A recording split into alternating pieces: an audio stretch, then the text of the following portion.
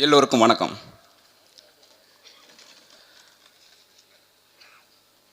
ஒரு வேட்பாளர் அறிமுக கூட்டம். நீ ஒரு சினிமா பிரபலம், ஒரத்தநாடு சட்டமன்ற தொகுதியிலேயே அதிக வாக்கு வச்சிருக்கிற ஆம்பலாப்பட்டுக்காரன், நீ ஒரு பெரும் கூட்டத்தை கூட்டி அப்படி ஒன்று செய்யலாமே. நீங்கள் இந்த தெருமுனை கூட்டத்தை தள்ளி வைங்க, இப்போ ஒத்துக்காதீங்க அப்படின்னு என்னோட நலம் விரும்பி நிறையா பேர் சொன்னாங்க. ஆனால் குளமங்கலத்தில் இந்த கொள்கை விளக்க கூட்டத்தில் இந்த அறிமுகம் இருக்கட்டும்னு நான் விரும்பினேன். அதுக்கு காரணம் எங்கள் அண்ணன் கண்ணன் பெரும் எதிர்ப்புக்கு முன்னாடி இந்த நிலத்தில் களங்கண்ட ஒரு வேட்பாளர். அவனுக்கு நிறைய கனவு இருந்துச்சு. அந்த கனவு இன்னும் போகலை. உன் தம்பி நான் வந்து நிற்கிறேன் அப்படின்னு அவன் ஆன்மா கிட்ட பேசுறதுக்காக இங்கே வந்து ஆரம்பிக்கிறேன். இங்கே வந்து சினிமாவிலேருந்து திருமுருகன் வந்து அரசியலுக்கு வந்துட்டானே, சினிமாவில் கோடிகளை இழந்துருவானே, சினிமாவில் வெற்றி வாய்ப்பை இழந்துருவானே அப்படின்னு நிறையா இது இருந்தது. நான் சினிமாவில் இருந்து அரசியலுக்கு வந்தவன் அல்ல, அரசியலில் இருந்து சினிமாவுக்கு போனவன். எங்கள் அண்ணன் சீமானும் அரசியலில் இருந்து தான் சினிமாவுக்கு போனார். எங்கள் ஐயா பாரதி ராஜாவும் அரசியலில் இருந்து தான் சினிமாவுக்கு போனார். எங்கள் அப்பா மணிவண்ணனும் அரசியலில் இருந்து தான் சினிமாவுக்கு போனார். எங்கள் ஐயா இளையராஜாவும் அரசியலில் இருந்து தான் சினிமாவுக்கு போனார். எல்லாம் சாதனையாளர்கள். ஆனால் அரசியலுக்காக நாங்கள் எதை வேணாலும் செய்வோம். 2009 காலகட்டத்தில் இறுதி யுத்த காலத்தில் குடியரசு தினத்தில் கருப்பு கொடி ஏற்றணும், அது எல்லாருக்கும் தெரியும். ஆனால் நான் 96லேருந்து 98 வரைக்கும் பட்டுக்கோட்டை பாலிடெக்னிக்கில் படித்தேன். ஆனால் 96, 97லேயே விடுதலை புலிகள் மீது தடையை நீக்குன்னு அங்கே போராட்டம் பண்ணேன். நான் Adirampattinam college, Pattukkottai boys school, Pattukkottai polytechnic எல்லாத்தையும் இழுத்து மூடணும். இந்த தமிழ்நாட்டில் எப்பையும் அப்படி ஒரு குரல் ஒலிச்சதே இல்லை. தமிழ்நாடே மிரண்டிச்சு. எல்லா காவல்துறையும் வந்து பட்டுக்கோட்டையில் நின்றுச்சு. பட்டுக்கோட்டை பாய்ஸ் ஸ்கூல் யூனிஃபார்ம் போட்டிருந்த பசங்களாம் அடித்து கொண்டு போய் பள்ளிக்கூடம் விட்டுச்சு. அதிராம்பட்டினம் காலேஜை மிரட்டி கொண்ட உள்ளர விட்டுச்சு. பட்டுக்கோட்டை பாலிடெக்னிக்கை மட்டும் நடத்த விடவே இல்லை. காலை வரவற்ற விடுமுறை விட்டு 3 மாதங்களுக்கு அப்புறம் தான் கல்லூரி திறந்தது. அப்படி களத்தில் நின்று அரசியலிலிருந்து சினிமாவுக்கு போனோம். சினிமாவுக்கு போயிட்டோம் அப்படிங்கிறதுனால அரசியலையும் விடலை, நாங்கள் சினிமாக்குள்ளேயும் அரசியலை விடலை. நாங்கள் எடுக்கிற களவாணி படத்தை தஞ்சாவூர் மண்ணு சினிமா எடுத்தா ராசி இல்லாத ஊர் தான் அது, அதில் எடுக்காதீங்கன்னு தான் சொன்னாங்க. இந்த ஊரில் உலகத்தின் ஒப்பற்ற மகா நடிகனுக்கும் மகா நடிகன், இந்த நூற்றாண்டு கண்ட ஒப்பற்ற மகா நடிகன் ஒரத்தநாடு சட்டமன்ற தொகுதியில் இருக்கிற எங்கள் ஐயா சிவாஜி கணேசன் பிறந்த இந்த ஊர் தான். இந்த உலகத்தின் ஆகச்சிறந்த ஒளிப்பதிவாளர், இந்த உலகத்தில் இன்னைக்கும் கூட ஆஸ்கார் அவார்டுக்கு பரிந்துரைக்கிற ஒரே ஒரு ஒரத்தநாடு சட்டமன்ற தொகுதி எங்க சித்தப்பா ரவிவர்மன் தான், இந்த ஒரத்தநாடு சட்டமன்ற தொகுதி. ஆனா இந்த ஒரத்தநாட்டு சட்டமன்ற தொகுதியில் ஒரே ஒரு படம் கூட யாரும் எடுத்ததில்லை. முத்துராமன் ஐயா இந்த ஒரத்தநாட்டு சட்டமன்ற தொகுதி தான், ஒரு படம் எடுத்ததில்லை. எங்களை பொள்ளாச்சியில் எடு ராசியான ஊர் அப்படின்னு சொன்னாங்க. நான் பிறந்த ஊர் எப்படி ராசி இல்லாத ஊர், அதை மாற்றணுங்கிறதுக்காக படத்தில் வீம்பா நாங்கள் வந்து திருச்சியில் எங்களை எடுக்க சொன்னாங்க, கோயம்புத்தூரில் எடுக்க சொன்னாங்க, கும்பகோணத்தில் எடுக்க சொன்னாங்க. முடியாதுன்னு ஒரத்தநாட்டில் வந்து எடுத்தோம், வென்றோம். ஒரத்தநாட்டு மண்ணையும் மக்களையும் உலகம் பூரா காட்டினோம். அந்த காட்டுதல்ல எங்களுக்கு என்ன லாபம் வந்தது நட்டம் வந்ததுன்னு தெரியாது. எனக்கு தமிழ்நாடு அரசு சிறந்த வில்லன் நடிகர் விருது கிடைச்சது, என் பங்காளி சர்க்குணத்துக்கு சிறந்த கதையாசிரியர் விருது கிடைச்சது. கிட்டத்தட்ட 11 அவார்டு வாங்கினோம். அதிலெல்லாம் கிடைக்காத மகிழ்ச்சி எங்களுக்கு என்னன்னா, என் ஊர் ராசி இல்லாத ஊருங்கிற அந்த பேரை மாற்றணும். அந்த பேரை மாற்றினது மட்டும் இல்லை, ஒரு படம் எடுக்க வந்தா 1 கோடி ரூபாய்க்கு மேலே இந்த மண்ணில் செலவு பண்ணுவோம்.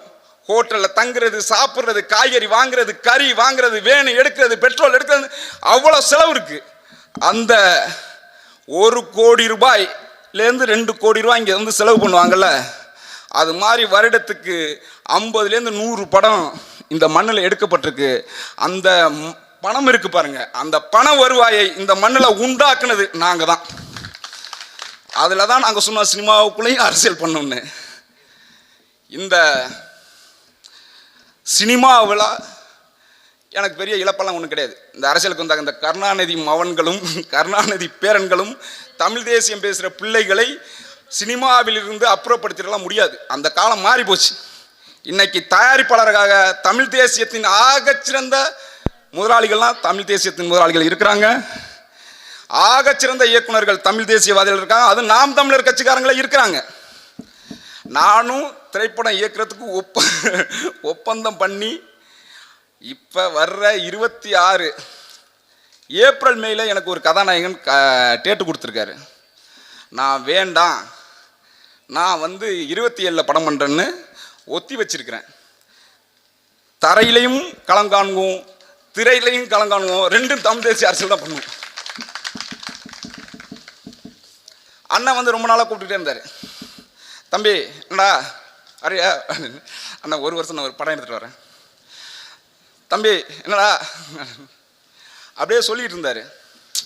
இப்போ கூப்பிட்டு என்னடா ஆச்சு அப்படின்னாரு. அந்த முன்னாடி எல்லாரும் சொன்னது மாதிரி தான், அந்த நம்ம தமிழ் தேசியவாதி அதுவும் நம்ம வந்து இப்போ அடையாளப்படுத்திக்காமல் நம்மளால் இருக்க முடியாது. இந்த 7 பேர் விடுதலையில் வந்து கடைசியில் 3 பேர் தூக்குல போட்டுரும் அப்படின்னு ஒரு போராட்டம் நடந்தது, கோயம்பேட்டில் நடந்தது.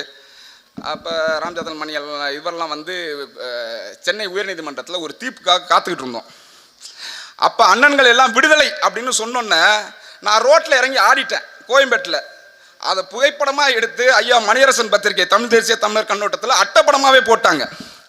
நிறையா பத்திரிகையில் அது வந்தது. டே இவன் அவன்டா, அவனை ஒளிடா அப்படின்னு திராவிட அன்னைக்கு நம்மளை கட்டம் கட்டுனுச்சு. அதில் எனக்கு பெருமை தானே வைங்கள, உனக்கு என்னன்னா பெரிய பணம், எனக்கு பெரிய இனமே இருக்கு அப்படின்னு நம்ம மகிழ்ச்சியாக இருக்கிற ஆள் தான் வச்சுங்க. அப்படியாப்பட்ட இதில் அண்ணன் கூப்பிட்டு இப்போ என்ன அப்படின்னு கேட்டார். ஒரு படம் எடுத்துகிட்டு வரேன்னு. ஏய், அரசியலும் சினிமாவும் நம்மளுக்கு 2 கண்ணு. அதில் என்ன, கருணாநிதி பேரன் மட்டும் சினிமாவில் நடிக்கலாம், அரசியலும் பண்ணலாம். என் தம்பி நீ அரசியலும் சினிமாவும் பண்ண முடியாதா, பண்ணுறா அப்படின்னாரு.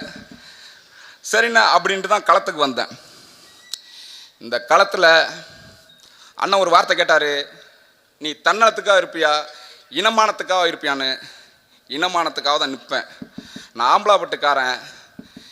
இந்த மண்ணில் வாழ்கிற ஒடுக்கப்பட்ட மக்களுக்காக 24 வயதில் உயிர் தியாகம் பண்ண ஆறுமுகத்தோட பேரனா.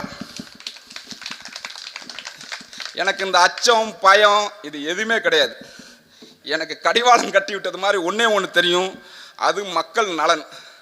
அப்படி நான் ஏற்றுக்கிட்டு ஒரத்த நாட்டுக்கு வந்ததுக்கு அப்புறம் இந்த நிலத்தை நான் ஆய்வு செய்கிறேன். ஆய்வு செஞ்சா தஞ்சை பாராளுமன்ற தொகுதி 6 சட்டமன்ற தொகுதிக்குள்ள 6 சட்டமன்ற தொகுதி சேர்ந்ததான் தஞ்சை பாராளுமன்ற தொகுதி. அதில் 2 பின்தங்கிய தொகுதி, ஒன்று ஒரத்தநாடு, இன்னொன்று பேராவூரணி. இது எப்படா பின்தங்கி இருக்கு அப்படின்னா ஒரு ஆய்வு இருக்கு. மாடி வீடு வைத்திருக்கிறவர்கள், ஓட்டு வீடு வைத்திருக்கிறவர்கள், கூரை வீடு வச்சிருக்கிறவங்க, வீடு இல்லாதவர்கள், அதில் கழிப்பறை உள்ளவர்கள், கழிப்பறை அல்லாதவர்கள், 4 சக்கர வாகனம் வச்சிருக்கிறவங்க, 2 சக்கர வாகனம் வச்சிருக்கிறவங்க, சைக்கிள் வச்சிருக்கவங்க, இல்லாதவர்கள், தனிநபர் வருமானம், படித்தவர்கள், படிக்காதவர்கள், படிச்சுட்டு வேலைக்கு போனவங்க, வேலைக்கு போகாதவர்கள், பெண்களில் வந்து படித்தவர்கள், படிக்காமல் போனவர்கள், படிச்சுட்டு வேலைக்கு போகாதவர்கள், நிலம் வைத்திருப்பவர்கள், நிலம் வைக்காத இருப்பவர்கள்னு ஒரு ஆய்வு. அதில் ஒரத்தநாடு சட்டமன்ற தொகுதி சத்தியமணி சொல்கிறேன் பின்தங்கி இருக்கு. உங்கள்கிட்ட தனிநபர் வருமானமே கிடையாது. இதில் என்னடா நடந்திருக்கு, இது ஏன் இப்படி இருக்கு அப்படின்னு திருப்பி ஆய்வு பண்ணி பார்த்தா 1936க்கு முன்னாடி இந்த நிலம் வந்து வானம் பார்த்த பூமி தான். காவிரி ஓடிட்டு இருந்துச்சு, ஆனால் வானம் பார்த்த பூமி இது. எல்லிஸ்னு ஒரு இன்ஜினியரு புது ஆறுன்னு ஒரு திட்டம் கொண்டு வந்தான். அதுக்கப்புறம் தான் இங்கே நீர் பாஞ்சிச்சு. அதுக்கப்புறம் தான் இந்த நிலம் வந்து வருமானம் வருகிற விவசாய முறையை வச்சிருந்துச்சு. அந்த வருமானம் வர்ற விவசாய முறை நல்ல முறையா 60 வரைக்கும் போயிட்டு இருந்துச்சு. 60க்கு அப்புறம் இந்த நிலத்துல இந்த கார்ப்பரேட் நிறுவனங்களால் உண்டு பண்ணப்பட்ட இந்த நவீன விவசாய முறை, விவசாய புரட்சி அப்படிங்கிற முறையில் இந்த விதைகள் மாற்றி, இந்த உரம் இதெல்லாம் மாற்றி நம்மளை மலடாக்கி, நிலத்தை மலடாக்கி நம்ம 1000 ரூபா கொடுத்தோம் செலவு பண்ணோம்னா 1100 ரூபா வருமானம் வர்றது மாதிரி ஆகிப்போச்சு. ஒரு காலத்தில் 3 மூட்டை நெல் விற்றா 1 பவுன் தங்கம் வாங்கலாம். இன்னைக்கு 1 பவுன் தங்கம் எங்கே இருக்குது, 3 மூட்டை நெல் எங்கே இருக்குன்னு உங்களுக்கே தெரியும். அந்த 3 மூட்டை நெல்லுலையும் 40 ரூபா வந்து கமிஷன் வாங்குறான். எல்லாம் வந்து டாஸ்மார்க்கில் 10 ரூபா விலை உயர்த்தி விற்கிறாங்க, டாஸ்மார்க்கில் 10 ரூபா விலை உயர்த்தி விற்கிறாங்க. அதில் 87 லட்சம் ரூபாய்க்கு சரக்கு வாங்கி திராவிடத்தின் இளைய தளபதிகள் வந்து குடிக்கிறாங்க அப்படின்னெல்லாம் வந்து செய்திருது. ஆனால் ஒரு ஏழை, அவனுக்கு வருமானமே இல்லை, அந்த வருமானமே இல்லாமல் அவன் கஷ்டப்பட்டு உழைச்சி கொண்டு போகிற 1 மூட்டை நெல்லில் 40 ரூபா. நீங்கள் எல்லாம் சத்தியம் பண்ணி சொல்லுங்கள், எல்லா கட்சிக்காரன் தானே இருக்கீங்க, வாங்குறாங்களா இல்லையா? இது இந்த அரசாங்கம் தெரியுமா தெரியாதா? 1950லேருந்து 51லேருந்து இந்த 21 காலகட்டம் வரைக்கும் 4.5 லட்சம் கோடி தமிழ்நாடு அரசு வாங்கி வச்சிருந்த கடன். இந்த 4 வருஷத்துல தமிழ்நாடு அரசு வாங்கி வச்சிருக்க கடன் எவ்வளவு? 4.5 லட்சம். மொத்தம் 9 லட்சம். வருடத்துக்கு 70,000 கோடி கடன். வட்டி கட்டணும், கடன் இல்லை வட்டியா கட்டணும். இப்ப இந்த 4.5 லட்சம் கோடி வாங்கினீங்கன்னா அதை வச்சு இந்த ஒரு நெல்லை பாதுகாக்கிறதுக்கு ஒரு குடோன் கட்டி கொடுத்தீங்களா? இல்லை இந்த 40 ரூபா கமிஷன் வாங்காதீங்களா அப்படின்னு சொன்னீங்களா? இல்லை எங்கள் பிள்ளைங்களாம் அதிக செலவு கொடுத்து கஷ்டப்பட்டு படிக்குது, அந்த படிப்பு கல்வி முறை. இன்னைக்கு இங்கே இருக்கிற அரசு பள்ளிகளெல்லாம் படிக்கிற பிள்ளைங்க யாரு? இங்கே எவர் ஏழையோ, எவரில் சமூக நிலையில் கீழானவர்களோ அவர் விட்டு பிள்ளை படிக்க வைக்கிறாங்க. அரசு ஊழியர்களும் அரசு அதிகாரிகளும் அரசியல் கட்சி தலைவர்களும் பணக்காரர்களும் மேலான உயர்நிலையில் இருக்கிற பள்ளிக்கூடத்தில் படிக்க வைக்கிறாங்க. என்ன பிரச்சனை? இந்த அரசு பள்ளியின் கல்வித்தரம் மிக மோசமாக இருக்கு. இந்த மோசமாக இருக்கிற பள்ளி கல்வித்துறையை ஒரே நாள் ஒரே கையெழுத்தில் மாற்ற முடியுமா முடியாதா? ஏன் மாத்தலைன்னா இந்த பள்ளிக்கூடம் நடத்துறவன், கல்லூரி நடத்துறவன் பூரா அந்த பையன். அப்ப உங்களுக்கு இந்த கம்பெனி நடத்துறியா கட்சி நடத்துறியா? நான் கம்பெனி தான் நடத்துறேன். இப்ப இந்த கம்பெனி நடத்துறவங்கலாம் சேர்ந்து என்ன பண்றாங்கன்னா, நல்லா கேட்டுங்க, நான் அதை இந்தியா பூரா சுற்றி இருக்கேன், தமிழ்நாடு பூரா சுற்றி இருக்கிறேன். கேரளாவில் ஒரே ஒரு தென்னை மரம் ஒரு நாளைக்கு நம்ம வீட்டு பசுமாடு மாதிரி 250 ரூபாய் வருமானத்தை ஈட்டி தருது. எதன் மூலமா? கல் மூலமா. கல் ஒரு மரம் 250 ரூபா வருமானத்தை கொடுக்கும். இப்போ கஜா புயலில் சாஞ்ச மரம் போக மீதி மரம் இருக்குல்ல, அந்த மரத்தை வச்சு ஒரு நாளைக்கு 250 ரூபா. அதில் நம்ம ஆளெல்லாம் 24 ஹவர்ஸ் குடியேறார்கள் இருக்காங்க. அவர்களும் அதை 2 லிட்டரு குடிச்சிட்டு போனால் கூட மிச்சம் மீதி ஒரு 200 ரூபா லாபமாக இருக்குமா இல்லையா குடும்பம் நடத்த? இந்த உடலுக்கு கேடான இந்த குடி நோயாளின்னு இப்போ சொன்னாருங்க, நம்ம தம்பி சொன்னாங்க, குடி நோயாளி. இந்த குடி நோயாளியை யார் உருவாக்குறாங்க? திட்டமிட்டு இந்த அரசு தானே உருவாக்குது. இந்த நோயாளி, இந்த குடிநோயாளினால ஒரு அத்தனை குடும்பங்களும் சீரழிஞ்சு போச்சு. ஆனால் இந்த தமிழன்னைக்கு குடிநோயாளி இருக்கிற இவன் தான் அன்னைக்கு பர்மாவை கட்டினான், மலேசியாவை கட்டினான், சிங்கப்பூரை கட்டினான். தமிழன்னா யாரா? அவன் நேர்மையா இருப்பான், சுத்தமா இருப்பான், சரியா வேலை செய்வான், அற்புதமா வேலை செய்வான், அவனை எர்றான்னு கொண்டு போய் எல்லாரும் கட்டினாங்க. இதே சிங்கப்பூர் ஒரு காலகட்டத்தில் மலேசியாவிலேருந்து பிரியும் போது அந்த நாட்டில் குடிக்கிறதுக்கு தரைக்குள்ள கூட தண்ணி இல்லை. அந்த நாட்டு மக்கள்கள்லாம் உலகத்திலேயே சுதந்திரம் அடைஞ்ச ஒரு நாட்டில் இருக்கிற மக்கள் அழுதது சிங்கப்பூர் விடுதலைக்கு தான். அந்த ஒண்ணுமில்லாத நிலத்தில் ஒருத்தன் உதயமானான், அவன் தான் லீகோனி. அந்த லீகோனி அந்த மக்கள்கிட்ட ஒரு உரையாற்றான். இந்த நிலத்தில் நம்மளுக்கு எதுவும் இல்லை, நம்மள்கிட்ட வளம் இல்லை, கஜானாவில் காசு இல்லை, ஆனா நான் ஒன்று செய்ய போறேன், என்னை நம்புங்க, என்னை பின்தொடருங்கள், நான் இந்த நாட்டை உலகத்திலேயே ஆகச்சிறந்த நாடா ஆக்குறேன் அப்படின்னு சொன்னார். அவன் இறங்கி அந்த நாட்டில் குப்பையை பொறுக்க ஆரம்பிச்சான். ஒட்டுமொத்த உலகத்தில் அந்த சிங்கப்பூர் நாட்டில் இருக்க அத்தனை பேரும் குப்பை பொறுக்கினான். அந்த நாடு என்னவாயிருக்கு? அந்த லீகோனி இறந்தத்தின் இன்னைக்கு நம்மலாம் இங்கே வளமா இருக்கிறதுங்கிறது அந்த கருணாநிதி, ஜெயலலிதா இவர்களால் நம்ம வளமா இருக்கோமா? மாடி வீடு கட்டியிருக்கோமா?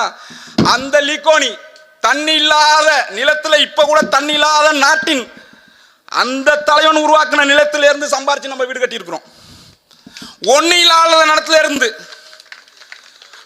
அவன் நம்பிக்கை வச்சான், சொன்னா, அவனை நம்பி அந்த மக்கள் போனிச்சு. இன்னைக்கு அப்படி நிக்கிறான். எங்க அண்ணனை தான் சொல்றான், நீ நம்பிக்கை இல்லாம இருக்கிற, நான் நம்பி சொல்றேன், நீ எந்தெந்த விதத்தில் எல்லாம் வீழ்த்தப்பட்டு இருக்கிறாயோ அந்தந்த விதத்தில் எல்லாம் உன்னை உயர்த்தி காட்டுற. நீ உன்னோட மதிப்பால் விழுந்து கிடக்கிறியா? பொருளாதாரத்தால் விழுந்து கிடக்கிறியா? உன் ஆற்றலால், உடல் ஆற்றலால் விழுந்து கிடக்கிறியா? உடல் ஆற்றல் நான் சொல்றத நீங்க ஒன்று கவனிச்சுக்கணும். புதிய பாதை, நான் இது பொது வழியில் பேசலாமா என்னன்னு கூட தெரியல. புதிய பாதை படத்தில் நிரோத் வாங்குங்க, நிரோத் வாங்குங்க, நிரோத் வாங்குங்கன்னு சத்தம் போட்டிலடா என்ன ஏண்டா பெத்தியன்னு புதிய பாதை பார்த்திபன் கேட்பாரு. இந்த கழிவறைகள் எல்லாம் இலவசமா கொடுத்தார்கள். லாரிலையும் பேருந்துலையும் பஸ்லையும் நாம் இருவர் நமக்கு இருவர், நாம் இருவர் நமக்கு ஒருவர், நாமே இருவர் நமக்கேன் ஒருவர் அப்படின்னெல்லாம் எழுதி போட்டாங்க. மக்கள் தொகை அதிகமாச்சு, மக்கள் தொகை அதிகமாச்சு, மக்கள் தொகை ஆச்சு. எத்தனை வருஷம் ஆகி போச்சு? 25 வருஷத்துல இன்னைக்கு என்ன பிரச்சனை? குழந்தையின்மையா? குழந்தையின்மையா? எங்கிட்டு பார்த்தாலும் குழந்தையின்மை. மருத்துவமனை இந்த குழந்தையின்மையான்னு இந்த திட்டமிடுதல் இருக்கு பாருங்க, அதுல தான் இன அழிப்பு இருக்கு. இந்த இன அழிப்பு சூழ்ச்சி இருக்குல்ல, அதுக்கு தான் நாங்கள் கடந்து கத்திட்டு இருக்கோம். உன்னைய பிறக்கும் பொழுதே உன்னை பிறப்பாவும் இனம் வராமையே உன்னை அழிக்கிறதுக்கு திட்டம் போடுறான். இப்போ நம்ம மருத்துவமனைக்கு போனால் அதில் செயற்கை முறை கருத்தட்டல் மாட்டுக்கு பண்ணுறது மாதிரி பண்ணால் அதுக்கு வடநாட்டிலேருந்து 10 பேர் ரூம் எடுத்துக்கிட்டு இங்கே தங்கியிருக்கிறான். புரியுதா உங்களுக்கு? தமிழ் நம்ம நாம் தமிழர் கட்சியில் குருதி கொடை பாசறை இருக்குது. பல்லாயிரக்கணக்கான லிட்டர் குருதி கொடுத்துருக்கோம். எதிர்காலம் எப்படி இருக்குன்னு தெரியல. இந்த ஒரத்தநாடு சட்டமன்ற தொகுதியில் இந்த புதுவாருக்கு அப்புறம் அந்த விவசாய முறையில் நம்ம வாழ்ந்த நிலத்தில் இப்போ நம்மளோட பிரச்சனை என்ன இருக்குன்னா, இந்த நிலத்தில் திராவிட முன்னேற்ற கழகத்தில் இருந்து எம்எல்ஏ ஆக்குன ஒருவரை கூட, ஒரு முறை கூட, அது எங்கள் ஐயா, எங்கள் மாமா எம்ஆர்ஆ இருக்கலாம், எங்கள் மாமா தைலப்பணம் இருக்கலாம், இன்னும் அத்தனை உறவுகளும் ஒரு முறை கூட அமைச்சராக்கலை, எங்கள் மாமா எல்ஜி உட்பட. அதே போல அனைத்து இந்திய அண்ணா திராவிட முன்னேற்ற கழகத்தில் எங்கள் மாமா வைத்திலிங்கத்தை அமைச்சராக்குனாங்க. ஆனால் என்னன்னா, அந்த அந்த அந்த அதிகாரம் கிடைச்சாலும் அந்த கட்சிக்கு தத்துவம் இல்லை, அந்த கட்சிக்கு பார்வை இல்லை. அதனால தனி மனித வருமானம், வாழ்க்கை தரம் உயர்த்துது, அதை பற்றி சிந்திக்கலை. அடையாளமாக செய்யுது. முன்னாடி யாரோ சொன்னாங்களே, பேர் போட்டிருக்குன்னு பேருந்து நிறுத்தத்தில் அங்கே அதை மட்டும்தான் செய்ய முடிஞ்சது. நம்மள்கிட்ட யார் பேங்க்லையும் யார் அக்கௌண்ட்லையும் பேலன்ஸ் இல்லை. நம்மள்கிட்ட நீங்கள் கரூரில் இருக்கிறது மாதிரியோ, பொள்ளாச்சியில் இருக்கிறது மாதிரியோ, சேலத்தில் இருக்கிறது மாதிரியோ நம்மள்கிட்ட ஒரு தனிநபர்கிட்டையும் வருமானம் இல்லை. இப்போ நாம் தமிழர் கட்சி உங்களோட செலவுகளாக இருக்கிற, நீங்கள் அதிகம் செலவு பண்ணுற கல்வி, மருத்துவம், இது ரெண்டையும் உலகத்தின் ஆகச்சிறந்த தன்மையில் ஆகச்சிறந்ததாக தர்றோம். அதே போல நாங்கள் என்ன உங்களுக்கு ஒரு உறுதி கொடுக்குறோம்னா, இந்த நிலத்தில் உற்பத்தி செய்கிறோம், நம்ம உற்பத்தி செய்கிறோம். நான் இங்கேருந்து ஒரு வாழைத்தாறு கொண்டு போய் விற்றா 150 ரூபா, ஆனால் நான் மெட்ராஸில் அதே வாழைப்பழத்தை வாங்கினா 100 ரூபா ஒரு சீப்பு. இந்த ஒரு தாறு எப்படி ஒரு சீப்பாக மாறுதுங்கிறதுக்குள்ள தான் இருக்குது வியாபாரம். இந்த நிலத்தில் இருக்கிற வளம் நம்மள்கிட்ட இருக்கிறது விவசாயம் தான். இந்த இடுபொருளில் நம்ம இதை குறைக்கணும். எதை குறைக்கணும்? செலவினங்களை குறைக்கணும், லாபத்தை அதிகப்படுத்தணும். இதுக்கு இடையில என்ன இருக்குன்னா இந்த மதிப்பு கூட்டுறதுன்னு இருக்கு. இந்த மதிப்பு கூட்டுறதுக்கு இங்கே யாருக்கும் சிந்தனை இல்லை. நாங்கள் உறுதியாக சொல்கிறோம், விவசாயம் மிகப்பெரிய லாபகரமான தொழில்.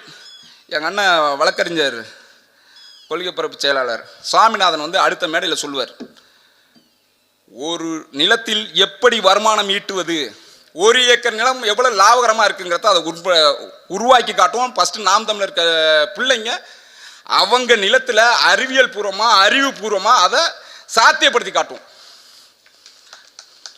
நீங்கள் எங்களை நம்பி ஒரு முறை நில்லுங்க, ஒரே ஒரு முறை. நாங்கள் என்னன்னா எங்களை காவந்து பண்ணுறதுக்காக நாங்கள் போராடலை, உங்களை காவந்து பண்ணுறதுக்கு தான். ஏன்னா இந்த தமிழ்நாட்டில் இருக்கிற மக்கள் காசுக்கு தான் ஓட்டு போடுவான், காசு கொடுத்தா தான் ஓட்டு போடுவான், சாராயம் கொடுத்தா தான் கட்சி நிகழ்வுக்கு வருவான், பிரியாணி கொடுத்தா தான் வருவான் அப்படின்னு ஒரு இது இருக்கு பாருங்க. அதெல்லாம் இல்லடா. 36 லட்சம் பேர் மான தமிழ 10 காசு கிடையாது ஓட்டு போடுவான். உண்மையா இருந்தா நேர்மையா இருந்தா ஓட்டு போடுவான்னு காட்டினது நாம் தமிழர் கட்சி. நாங்க இப்ப என்ன சொல்றோம்னா, உண்மையும் சத்தியமாக எந்த மக்களும் வாக்குக்கு ஓட்டு கொடுன்னு கேட்கல. அப்புறம் எப்படா இந்த ஓட்டுக்கு காசு கொடுக்குற முறை வந்தது அப்படின்னா, இந்த திராவிடர் கழக கொடியும் இந்த கம்யூனிஸ்ட் கட்சி கொடியும் இந்த அனைத்து இந்திய அண்ணா திராவிட முன்னேற்ற கழகத்தின் கொடியும் இந்த திராவிட முன்னேற்ற கழகத்தின் கொடியும் தூக்கி பிடிச்ச இங்கே இருக்கிற மானமுள்ள இந்த குலமங்கலத்து மக்கள் காசு கேட்கல. அப்புறம் ஏன் இவன் காசு கொடுத்தான்? ஏன்னா இந்த தலைமைக்கும் பின்னாடி இவன் நல்லது செய்வான், நாட்டை உயர்த்துவான், நம்மளை உயர்த்துவான், நம்ம வருமானம் நல்லா இருக்கும், நம்ம வாழ்க்கை தரம் நல்லா இருக்கும், நம்ம சந்ததி நல்லா இருக்கும்னு நினச்சிதான் இந்த கொடியெல்லாம் ஏற்றுனாங்க. ஆனால் அந்த தலைவன் துரோகம் பண்ணுறான். எப்படி பண்ணுறான்? முதலாக ஊழல் பண்ணுறான். ஊழல் பண்ணோன்னே இந்த மக்கள் இந்த பகுதி எம்எல்ஏ கிட்டையும் அமைச்சர்கிட்டையும் ஓடி போய் சொன்னால், அந்த அமைச்சர் போய் ஐயோ என்னங்கய்யா இப்படி ஊழல்னு வருது, பத்திரிகையில் வருது, நாங்கள் டீ கடையில் உட்கார முடியல, பெருத்த அவமானமாக இருக்குது, எங்களை எப்படியாவது இது இல்லைன்னு மறுங்கன்னு. யோ இப்படியா அவன்லாம் உண்மைதான் பேசுகிறான், ஆனால் நம்ம அப்படி இல்லாத மாதிரி நடிக்கணும். என்ன சரியா ஐயா அப்படி பண்ணுப்பா, என்னப்பா நீ கட்சி நடத்தா இல்லையா, நம்ம வந்து என்ன மக்களுக்கு நல்லா செய்வா அப்படின்னு சொன்னதான் அவன் அதிர்ச்சி ஆகிறான். அதனால் அவர்கிட்ட சொல்கிறார், நீனும் கொஞ்சம் பண்ணிக்க, பார்த்து கொஞ்சம் நம்மளுக்கும் கூடு அப்படின்னு அவர் சொன்னார். இவருக்கு வந்து ஓஹோ இதுதான் அரசியலான்னு இவர் பண்ணுறாரு. யார்? அமைச்சர். உடனே மாவட்ட செயலர், ஐயா என்னது மக்கள்கிட்ட போக முடியாது, இப்படியெல்லாம் பண்ணீங்கன்னா ஆவாது. யோ வாயா விவரம் தெரியாம தலைவரே சொல்லிட்டாரு, இந்தா நீ வச்சுக்க நீனு பண்ணு அப்படின்னு மாவட்ட செயலர். உடனே ஒன்றியம், ஐயோ மாவட்டம் என்ன மாவட்டம் இது, இப்படியெல்லாம் பண்ணாதீங்க பெரிய சிக்கலாயிடும். யோ தலைமையே சொல்லிட்டியா பண்ணியா, இந்தாயா கம்சன் நீனு பண்ணியா. அப்புறம் கிளை வரைக்கும் வந்துட்டு, சரி கிளை வரைக்கும் வந்து முடிச்சதுக்கு அப்புறம் மக்களை எப்படியா கூட்டம் இட்டம் பொதுக்கூட்டம் அதுக்கெல்லாம் இது பண்ணணும். ஐயா நம்மளாம் சொன்னீங்க, நம்மளாம் அப்படி வசதி இப்போ வந்தாச்சு, இப்போ என்ன பண்ணுறதுன்னு அதுக்கு ஒரு வேலை இருக்கு. அந்த கிளையில் இருக்கான் பார் தொண்டை, அவனை கரப்ஷன் ஆகிட்டு எல்லாம் பிரச்சனை தரும். அவனை எப்படிங்க கரப்ஷன் ஆக்குறது? அவனை மாநாடு கூப்பிடியாயோ உனக்கு 200 ரூபா பணம் தர்றேன், பிரியாணி போட்டு தர்றேன், குவார்டர் பாட்டில் தரேன்னு சொல்லி வந்துடுவான்னு. வந்துட்டான் பார்த்தியா சக்ஸஸ். இப்போ யார் குற்றவாளி? தொண்டன் குற்றவாளி. ஐயா தொண்டெல்லாம் குற்றவாளி ஆக்கிட்டோம், நம்ம கட்சியவே குற்றவாளி ஆக்கிட்டோம், ஒன்றும் பிரச்சனை இல்லை. இப்போ மக்கள் எலெக்ஷன் வருமே, மக்கள்கிட்ட போய் எப்படி நிற்கிறது? அவங்களையும் குற்றவாளி ஆக்கிட்டா பிரச்சனை முடிஞ்சு போச்சியா. அவனை எப்படியா குற்றவாளி ஆக்குறது? 500 ரூபா காசை கூட முடிஞ்சு போச்சு சோழி அப்படின்னா. 500 ரூபா காசை கொண்டு கொடுத்தாங்க, கொடுத்துவிட்டு இப்போ என்ன சொல்கிறான்னா, இவ கொடுத்தது 500 ரூபா, அடித்தது 5000 கோடி, 500 கோடி. ஆனால் குற்றவாளி யாரு? 500 ரூபா காசு வாங்கின மக்கள். மக்களுக்கு தெரியாமையே அவனை குற்றவாளி ஆக்கிட்டான். நான் என்ன சொல்கிறோம்னா, இந்த பயிர் காசு கொடுத்தாங்கன்னா, இந்த ராத்திரியில் என் தம்பி சொன்னது மாதிரி நாயெல்லாம் உறங்கினதுக்கு அப்புறம் நடுவில் ஒருத்தன் முழிச்சிருந்து வருவானே ஒருத்தன், அவன் கொண்டாந்து கொடுத்தா கூட காசை, அது நம்ம காசு தான் சரியா. காசு வாங்காதீங்க, அப்படி வாங்கினாக்கா நாங்கள் பாட்டினேன் கோவிலில் ஒரு ஓட்டுக்கு 50,000 ரூபா கொடுக்குறியாடா அப்படின்னு கேட்டு வாங்கிக்கிங்க. அப்படி அவனும் கொடுக்க மாட்டான், ஓடிடுவான். அது மாதிரி அவன் காசு கொடுத்தா அவனுக்கு தான் ஓட்டு போடணும்னு எந்த அவசியமும் கிடையாது. நீங்கள் ஒரு முறை அவனே கொடுத்து திணிச்சு வச்சுட்டு போயிட்டான், நீங்கள் உங்கள் இஷ்டத்துக்கு ஓட்டு போடுங்க. ஏங்க சத்தியமெல்லாம் வாங்கிட்டாங்க, என்னையா போடலாம்க்கா சத்தியம்? அவனுக்கு தான் சத்திய பிரமாணம் பண்ணி தானே பதவி ஏற்கிறான். அந்த சத்தியத்தை அவன் காவந்து பண்ணானா? உன்னை நடுரோட்டில் நிற்கார வச்சது அதானே. அதனால நீ அந்த சத்தியத்தெல்லாம் மீறு, நீ உனக்கு இஷ்டப்பட்டதுக்கு போடுங்க. அப்போதான் அவன் மக்களுக்கு நலத்திட்டம் நம்ம வாக்குறுதி கொடுத்தது. இவங்க எப்படி இருந்த தெரியுமா, இந்த எலெக்ஷன் கொடுக்குற வாக்குறுதியை ஐயோ எலெக்ஷன் வந்துட்டு அப்படின்னு அப்படியே புரட்டி பார்த்து ஆகா அதெல்லாம் எழுதுறா, இதை எழுதுறா அப்படின்னு அதை அப்படியே செராக்ஸ் எடுத்து பண்ணுறாங்க. நீங்கள் அதனால் அவரை கண்டு ஏமாறாதீங்க. ஒரு முறை எளிய பிள்ளை எங்களுக்கு வாய்ப்பு கொடுங்க. நாங்கள் எளியன்னு சொல்கிறது எதில்? பணத்தில், காசில், கொள்ளையடிக்கிறதுல இதெல்லாம் நாங்கள் இல்லை. அதனால நாங்கள் எளிய பிள்ளை. ஆனால் வலிய பிள்ளை எப்படி? கொள்கையில், சத்தியத்தில், நேர்மையில் நாங்கள் தான் வலிமையானவர்கள். இந்த தமிழ்நாட்டில் இந்தியாவில் இருக்க ஒரே ஒரு சக்தி வாய்ந்த அரசியல் ஆற்றல் வாய்ந்த புரிதல் உள்ள ஒரே கட்சி நாம் தமிழர் கட்சி. அதை உருவாக்குனது யாரு? எங்க அண்ணன் சீமான். அவனை உருவாக்குனது யாரு?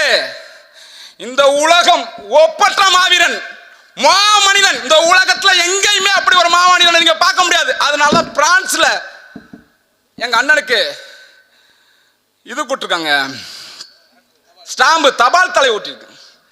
இந்த உலகத்தை நீங்க பாக்குறீங்க. எந்த சேகுவாராவை இவங்க இப்படி கொன்னுட்டு இந்த உலகம் பூரா சேகுவாரான்னு சுத்திட்டு திரிஞ்சானோ அது மாதிரி எங்க அண்ணன் பிரபாகரன் ஒரு நாள் சுத்தி திரியும். நான் விடுதலை புலிகளோட ஆம்பலாப்பட்டு மண்ணில் ஆரம்ப பள்ளி படிக்கும் பொழுது பயிற்சி எடுத்த ஆள். எங்கள் அப்பா ஆசிரியர். அவங்கள்ட்ட கொண்டு போய் கொடுக்கும்போது எங்கள் அப்பா என்கிட்ட பயிற்சி வச்சிருக்கிறாரு, புலிகள்னா யாரு என்னன்னு. அதனால தான் நான் இந்த களத்தில் நிற்கிறேன். நான் உறுதிட்டு சொல்கிறேன், சத்தியம் பண்ணி சொல்கிறேன். தஞ்சை பாராளுமன்ற தொகுதியில் 6 சட்டமன்ற தொகுதியில் பின்தங்கி இருக்கிற ஒருத்தாடு சட்டமன்ற தொகுதியை முன்னேறின தொகுதியாக மாற்றாம நான் விட மாட்டேன். அதை செஞ்சே தீருவேன். நீங்க என்னை நம்புங்க. ஒரே ஒரு நிலை, சீர்கட்டிருக்கும் இந்த நிலத்தை ஏர் தூக்கி செழுமைப்படுத்த எங்க அண்ணன் செந்தமிழன் நிக்கிறான் விவசாய சின்னத்துல. அந்த சின்னத்துல நீங்க ஒரு முறை ஒவ்வொருத்தரும் மனசாட்சியோட வாக்கு செலுத்துங்க. உங்கள் வாழ்க்கை தரத்தையே உயர்த்தி காட்டுறோம். நன்றி, வணக்கம். நாம் தமிழர். இறுதியாக மாநில பொருளாளர், எங்கள் வழிகாட்டி, மனிதநேய மருத்துவர் ஐயா பாரதி செல்வன் அவர்கள்.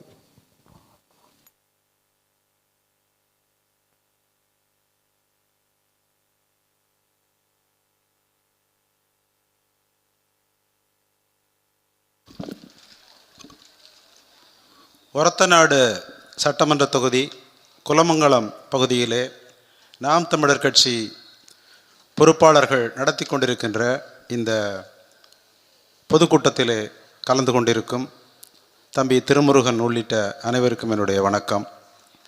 செந்தமிழன் சீமான் அடிக்கடி சொல்லுவார், நாம் தமிழர் கட்சி என்பது மற்றும் ஒரு அரசியல் கட்சி அல்ல, இது ஒரு மாற்று அரசியல் புரட்சின்னு சொல்லுவார். அது 9:45 மணி வரைக்கும் கூட இவ்வளோ பேர் இங்கே உட்காந்து இந்த பொதுக்கூட்டத்தை கேட்டுக்கிட்டு இருக்கீங்களே, அதுதான் மாற்று அரசியல் புரட்சி. வேறு எந்த கட்சிக்கும் இது மாதிரி உட்கார முடியாது, உட்கார மாட்டாங்க. ஏன்னா இந்த கட்சி பணத்துக்காக வந்ததில்லை, இனத்துக்காக வந்தது. மக்களை வைத்து பிழைப்பதற்காக வந்ததல்ல, மக்களுக்காக உழைப்பதற்கு வந்தது. அதனால தான் இவ்வளோ பேர் இருக்கிறீங்க. அதே போல் தம்பி திருமுருகன் அவருடைய பேச்சை நீங்கள் கேட்டிருப்பீங்க. மீதி எந்த வேட்பாளராவது இது மாதிரி பேச முடியுமா நினச்சி பாருங்க. இப்போ தான் அவர் வேட்பாளராக அறிவிச்சிருக்கிறோம். உடனடியாக அவர் இன்னும் மக்கள் தேர்ந்தெடுக்கலை. அதுக்கு முன்னாடியே இந்த தொகுதியை பற்றி ஒரு ஆய்வு நடத்தி இருக்கிறாரு. ஆய்வு பேசுனதை நீங்கள்லாம் கேட்டிருப்பீங்க. ஆய்வு நடத்தி இதில் என்னென்ன பிரச்சனைகள், இதை எப்படி சரி பண்ணுறது, நான் இங்கேருந்து சவால் விடுறேன். இது எந்த கட்சி வேட்பாளருக்காவது இந்த புள்ளிவரம் தெரியுமா? எவ்வளோ உழவர்கள் இருக்காங்க, எவ்வளோ விவசாய தொழிலாளர் இருக்கிறாங்க, இந்த தொகுதியோட மக்களுடைய தனிநபர் வருமானம் என்ன, சவால் விடுறேன். யாராவது ஒருத்தரை சொல்லுங்க பார்ப்போம். சொல்ல முடியாது. அதுதான் இந்த நாம் தமிழர் கட்சியோட சிறப்பு. இந்த 2026 படைப்போம் புதிய அரசியல் வரலாறு அப்படின்னு எங்களுடைய தலைமை ஒருங்கிணைப்பு அடிக்கடி சொல்லுவார். அது எங்களுக்கு சொல்லுவார். ஆனால் நான் இங்கே சொல்கிறேன், 2026 தமிழ்நாடு படைக்க போகிறது புதிய அரசியல் வரலாறு. ஒரு 8 விழுக்காடு வாக்கு பெற்ற ஒரு கட்சியை கடந்த தேர்தலில் இந்த முறை 40 விழுக்காடு வாக்குகளை பெற்று ஆட்சி கட்டில் அமர வைக்க போகிறது தமிழ்நாடு. தமிழ்நாடு படைக்க போகிறது புதிய அரசியல் வரலாறு. நீங்களாம் நினைக்கலாம், ஓ கற்பனையில் பேசுறாரு அப்படின்னு நினைக்கலாம். கற்பனை கிடையாது, உண்மை. ஆம் ஆத்மி கட்சின்னு ஒரு கட்சி, அது டெல்லியில் வெல்வதற்கான அதற்கு முந்தைய தேர்தலில் அவங்க தேர்தலே நிற்கல, முதல் தேர்தல் நிற்கிறாங்க, வென்றுடுறாங்க.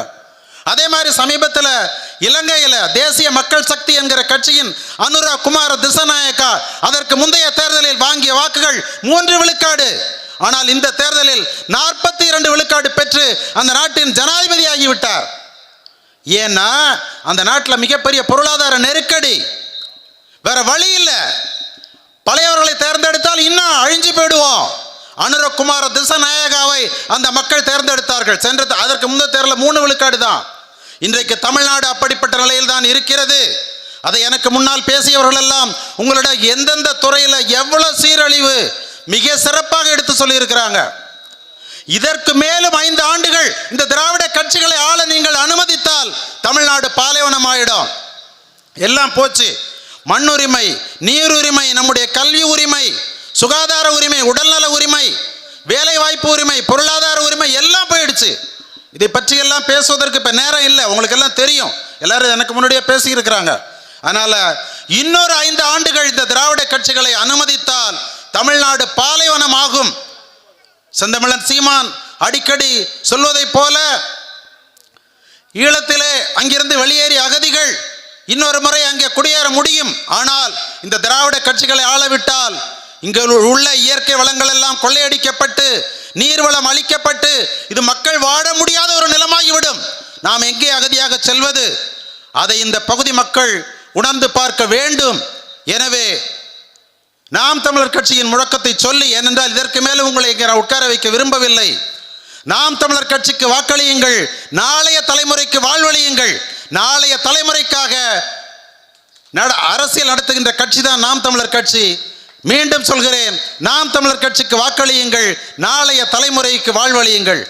இல்லை என்றால் எப்படி ஈழத்திலே இந்த இனம் அழிக்கப்பட்டதோ, இன அழிப்பு நடந்ததோ, அதே போல தமிழ்நாட்டிலும் ஒரு இன அழிப்பு நடக்கும். இப்போது நடந்து கொண்டிருக்கின்றது, நாம் உணராமலே நடந்து கொண்டிருக்கின்றது.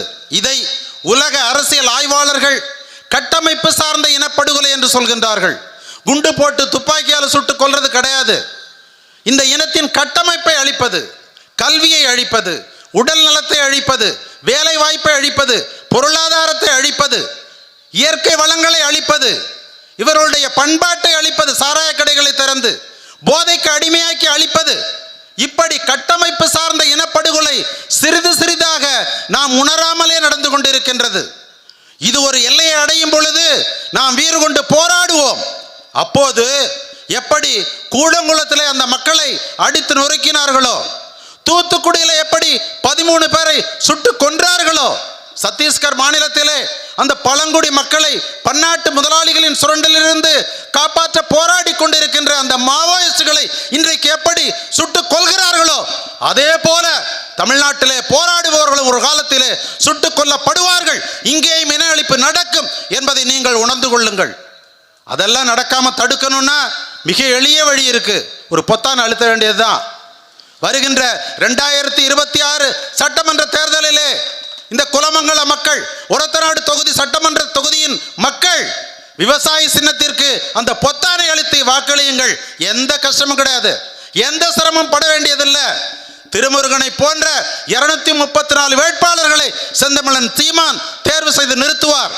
அவர்கள் அந்தந்த தொகுதியை பற்றி ஆய்வு செய்வார்கள். அந்த பிரச்சனைகளை எப்படி தீர்ப்பது என்பதை நடைமுறை சாத்தியமாக்குவார்கள். செந்தமிழன் சீமான் அவர்கள் அடிக்கடி சொல்வதை போல எனக்கு 1 கோடி கனவு இருக்கிறது, புதியதொரு தமிழ் தேசம் படைக்க நான் கனவு கண்டு கொண்டிருக்கிறேன் என்று சொல்கிறாரே, அந்த கனவை நனவாக்க வேண்டுமானால், நாளைய தலைமுறை வாழ வேண்டுமானால் நீங்கள் நாம் தமிழர் கட்சிக்கு வாக்களியுங்கள். அருமை தம்பி திருமுருகன் அவர்களுக்கு விவசாய சின்னத்திலே வாக்களியுங்கள். இந்த தமிழ்நாடு இன அழிப்பிலிருந்து மீளும் என்று கூறி மீண்டும் அவருக்கு வாக்கு கேட்டு, விவசாய சின்னத்திற்கு வாக்கு கேட்டு என்னை உரை முடிக்கிறேன்.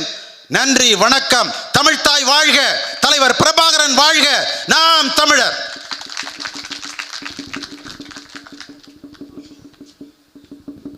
இந்த பொதுக்கூட்டத்தை மிக சிறப்பாக ஏற்பாடு செய்த குலமங்கலத்தைச் சேர்ந்த கட்சி உறவுகளுக்கும், இதுவரை இந்த கூட்டத்தை பொறுமை காத்து எங்கள் கொள்கைகளை உள்வாங்கிய பெரியோர்களுக்கும் நன்றி கூறி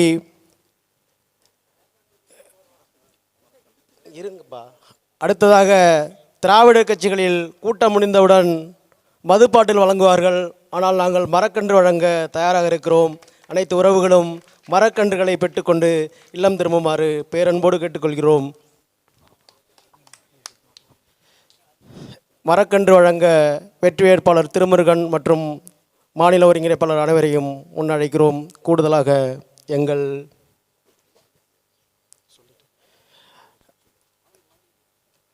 அடுத்ததாக எங்கள் கட்சி உறவான கண்ணனின் தகப்பனார் இங்கே இருக்கிறார்கள். ஐயா அவர்களை மேடைக்கு முன் அழைக்கிறோம். மக்களுக்கு மரக்கன்று வழங்க.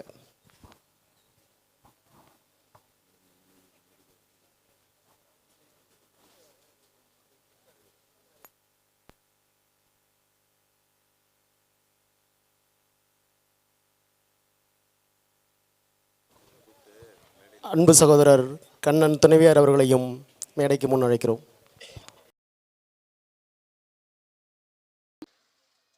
நாம் தமிழர் நிலத்தில் இப்போ நம்மளோட பிரச்சனை என்ன இருக்குன்னா, இந்த நிலத்தில் திராவிட முன்னேற்ற கழகத்தில் இருந்து எம்எல்ஏ ஆக்குன ஒருவரை கூட ஒரு முறை கூட, அது எங்கள் ஐயா எங்கள் மாமா எம்ஆர்ஆ இருக்கலாம், எங்கள் மாமா தைலப்பனா இருக்கலாம், இன்னும் அத்தனை உறவுகளும் ஒரு முறை கூட அமைச்சராக்கலை, எங்கள் மாமா எல்ஜி உட்பட. அதே போல அனைத்து இந்திய அண்ணா திராவிட முன்னேற்ற கழகத்தில் எங்கள் மாமா வைத்திலிங்கத்தை அமைச்சராக்குனாங்க. ஆனால் என்னன்னா, அந்த அந்த அந்த அதிகாரம் கிடைச்சாலும் அந்த கட்சிக்கு தத்துவம் இல்லை, அந்த கட்சிக்கு பார்வை இல்லை. அதனால தனி மனித வருமானம், வாழ்க்கை தரம் உயர்த்துது, அதை பற்றி சிந்திக்கலை. அடையாளமாக செய்யுது. முன்னாடி யாரோ சொன்னாங்களே, பேரு போட்டிருக்குன்னு பேருந்து நிறுத்தத்தில் அங்கே அதை மட்டும்தான் செய்ய முடிஞ்சது. நம்மள்கிட்ட யார் பேங்க்லையும் யார் அக்கௌண்ட்லையும் பேலன்ஸ் இல்லை. நம்மள்கிட்ட நீங்கள் கரூரில் இருக்கிறது மாதிரியோ, பொள்ளாச்சியில் இருக்கிறது மாதிரியோ, சேலத்தில் இருக்கிறது மாதிரியோ நம்மள்கிட்ட ஒரு தனிநபர்கிட்டையும் வருமானம் இல்லை. இப்போ நாம் தமிழர் கட்சி உங்களோட செலவுகளாக இருக்கிற, நீங்கள் அதிகம் செலவு பண்ணுற கல்வி, மருத்துவம், இது ரெண்டையும் உலகத்தின் ஆகச்சிறந்த தன்மையில் ஆகச்சிறந்ததா தர்றோம். அதே போல நாங்கள் என்ன உங்களுக்கு ஒரு உறுதி கொடுக்குறோம்னா, இந்த நிலத்தில் உற்பத்தி செய்கிறோம், நம்ம உற்பத்தி செய்கிறோம். நான் இங்கேருந்து ஒரு வாழைத்தாறு கொண்டு போய் விற்றா 150 ரூபா. ஆனால் நான் மெட்ராஸில் அதே வாழைப்பழத்தை வாங்கினா 100 ரூபா ஒரு சீப்பு. இந்த ஒரு தாறு எப்படி ஒரு சீப்பாக மாறுதுங்கிறதுக்குள்ள தான் இருக்குது வியாபாரம். இந்த நிலத்தில் இருக்கிற வளம் நம்மள்கிட்ட இருக்கிறது விவசாயம் தான். இந்த இடுபொருளில் நம்ம இதை குறைக்கணும். எதை குறைக்கணும்? செலவினங்களை குறைக்கணும், லாபத்தை அதிகப்படுத்தணும். இதுக்கு இடையில என்ன இருக்குன்னா, இந்த மதிப்பு கூட்டுறதுன்னு இருக்கு. இந்த மதிப்பு கூட்டுறதுக்கு இங்கே யாருக்கும் சிந்தனை இல்லை. நாங்கள் உறுதியாக சொல்கிறோம், விவசாயம் மிகப்பெரிய லாபகரமான தொழில். எங்கள் அண்ணன் வழக்கறிஞர் கொள்கை பரப்பு செயலாளர் சுவாமிநாதன் அடுத்த மேடையில் சொல்லுவார், ஒரு நிலத்தில் எப்படி வருமானம் ஈட்டுவது, 1 ஏக்கர் நிலம் எவ்வளவு லாபகரமாக இருக்குங்கிறத அதை உருவாக்கி காட்டுவோம். ஃபஸ்ட்டு நாம் தமிழர் பிள்ளைங்க அவங்க நிலத்தில் அறிவியல் பூர்வமாக, அறிவுபூர்வமாக அதை சாத்தியப்படுத்தி காட்டுவோம். நீங்கள் எங்களை நம்பி ஒரு முறை நில்லுங்க, ஒரே ஒரு முறை. நாங்கள் என்னன்னா, எங்களை காவந்து பண்ணுறதுக்காக நாங்கள் போராடலை, உங்களை காவந்து பண்ணுறதுக்கு தான். ஏன்னா இந்த தமிழ்நாட்டில் இருக்கிற மக்கள் காசுக்கு தான் ஓட்டு போடுவான், காசு கொடுத்தாதான் ஓட்டு போடுவான், சாராயம் கொடுத்தாதான் கட்சி நிகழ்வுக்கு வருவான், பிரியாணி கொடுத்தாதான் வருவான் அப்படின்னு ஒரு இது இருக்கு பாருங்க. அதெல்லாம் இல்லடா. 36 லட்சம் பேர் மான தமிழ 10 காசு கிடையாது. ஓட்டு போடுவான், உண்மையா இருந்தா நேர்மையா இருந்தா ஓட்டு போடுவான்னு காட்டுனது நாம் தமிழர் கட்சி.